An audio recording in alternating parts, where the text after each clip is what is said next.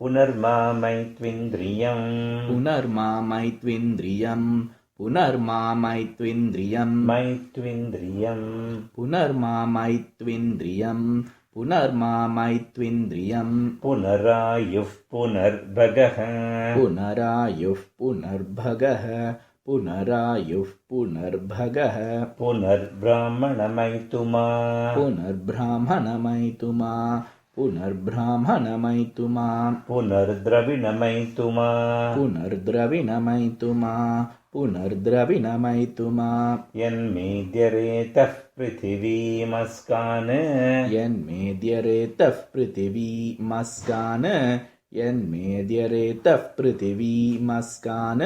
यदोषधीरप्यसरद्यदापः यदोषधीरप्यसरद्यदापः यदोषधीरप्यसरद्यदापः इदं तत्पुनराददे इदं तत्पुनराददे इदं तत्पुनराददे इदं तत्पुनराददे दीर्घायुत्वाय वर्चसे दीर्घायुत्वाय वर्चसे दीर्घायुत्वाय वर्चसे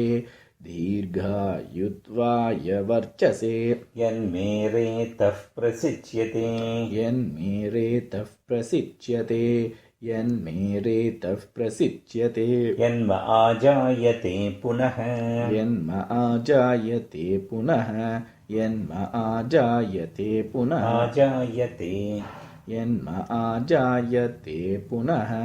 यन्म आजायते पुनः तेन मामृतं कुरु तेन मामृतं कुरु तेन मामृतं कुरु तेन सुप्रजसं कुरु तेन सुप्रजसं कुरु तेन सुप्रजसं कुरु श्रीछाया सुवर्चलाम्बा समेत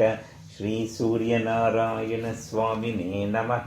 श्रीछाया सुवर्चलाम्बा समेत श्रीसूर्यनारायणस्वामिने नमः। ॐ नमो नारायण।